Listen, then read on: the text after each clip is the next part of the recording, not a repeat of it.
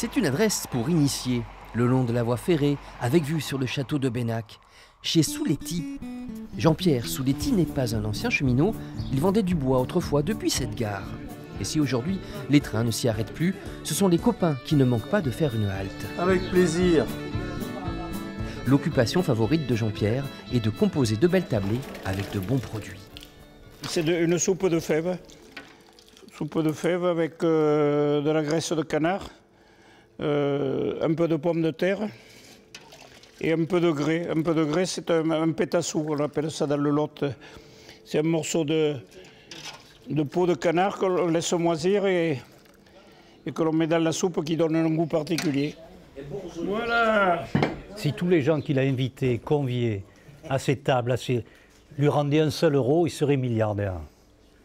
Cet homme d'amitié, de sincérité, de générosité, il n'y en a pas deux ici. Il n'y en a qu'un. Un peu de bouillon. Voilà, il est plein d'anecdotes qui sont vraies et qu'on aime entendre. Et puis il connaît tellement de monde.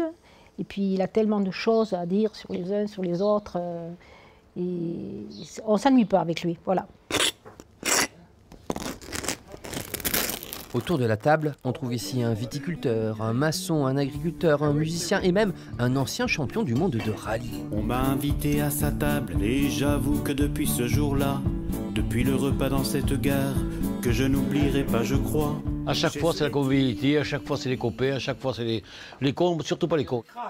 La modération étant appréciée ici avec modération. Prenez du jus. Il est arrivé quelques débordements, comme quand Jean-Paul a agité cette lampe devant un train, provoquant un arrêt immédiat et un retard de 2 heures. Je me suis fait taper sur les doigts, oui, et sévèrement. Jean-Pierre fut alors convoqué à Limoges, mais les choses s'aplanirent autour d'un bon repas. Ainsi va la vie chez Souletti. Chez Souletti.